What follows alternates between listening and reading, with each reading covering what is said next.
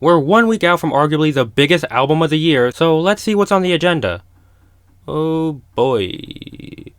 Brett Eldredge is possibly the one artist I cannot get into the most. There's a bit of a niche fandom when it comes to the guy, that he's this grand, thoughtful guy who touches the human experience quite unlike any other artist in the mainstream today. Sunday Drive is held up to some relatively high extents, and the amount of hype for his latest album has been exceedingly high, but I don't know, I just can't get that much into him. That's not to say I didn't like Sunday Drive, because I did. I just didn't think it was among the best of its year for a variety of reasons. It was inconsistent with its production and tone, some of it was awfully repetitive, especially the opening, but it did have a charm pretty unique for the time in context to releases for country, even if it wasn't a country album in any shape or form. But the songwriting was good, Brett sounded great, and while inconsistent individually, the songs did stand out in a number of ways. I'd personally give Sunday Drive a 7 out of 10, and I would call it overrated, but also still pretty good.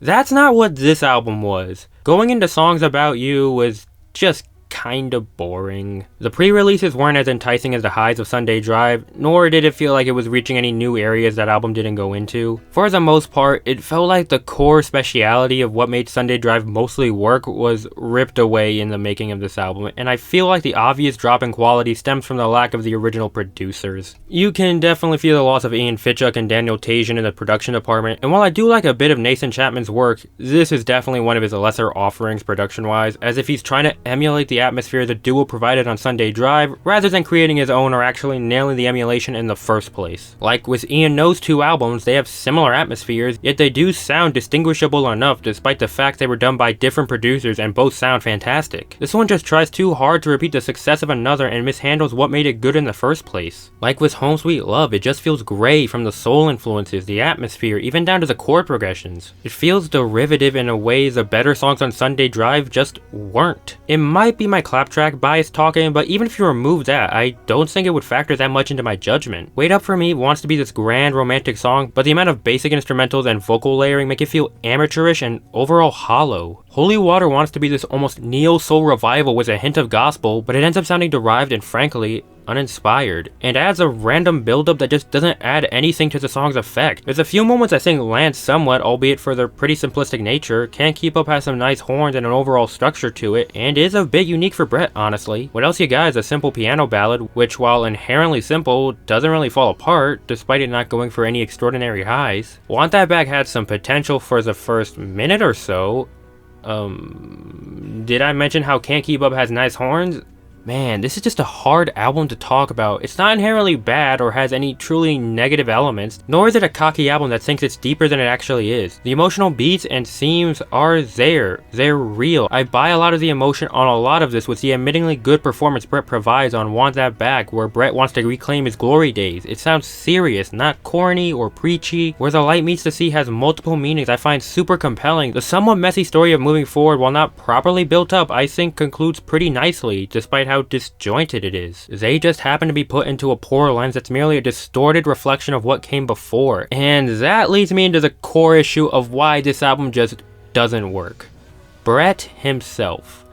Brett Eldredge, I think, is a pretty cool guy. He wants to make good music, he wants to make substantive music, and above all else, wants to make something that truly says something. But the problem lies in the fact that Brett on this album, and truthfully Sunday Drive, sounds like he genuinely doesn't want to be a part of country music. It's songs like Sunday Drive or Can't Keep Up. He puts so much effort into these jazz, blues, and neo-soul moments, and yet there's this sense that he isn't going or even allowed to go all the way into these sounds the way someone like soul singer John Batiste would, whose album was great and breathed a ton of life, passion, and especially authenticity in the sonic direction. And here he just doesn't go fully into these sounds and bring out their potential, and it ends up sounding fragmented. If he wasn't a part of country music and just did his own thing, I think that not only would Sunday Drive be way better than it actually was, but this probably would have been a really good album. But as it stands, he just didn't go all the way, and it costed him. And this is not me saying this out of spite of this not being super country. I made a video calling out all that shitty gatekeeping behavior. I don't want him to leave because his music sucks. I want him to leave so he can evolve into something more than what he is right now. He feels like he wants to be a soul singer singing about rural culture, and his label probably thinks that means country music, forcing him not able to spread his wings fully. Hell, lyrically, this album is a bit of a step down. The themes and messages are all strong, and it's not just the musical but the lyrical presentation that feels lackluster. They lack the warmth of the songs on Brett's last album and feel honestly cold and distant in the amount of relatability and charm. Tonally, it's about as disjointed as you'd expect, with a weirdly sinister song called I Feel Fine, which doesn't even land on its own, and certainly doesn't feel right with what everything else is doing. The entire tone is pretty inconsistent on this thing, from the aforementioned I Feel Fine to the petty Get Out of My House and the mellow Where Do I Sign. Like, it's not bad, and I feel like the main problem is that Brett wasn't allowed to reach his full potential and add these unnecessary concessions to country which sacrifice the potential of everything else, and while the decent songs are decent in a vacuum, they just don't offer anything because not only are they inconsistent,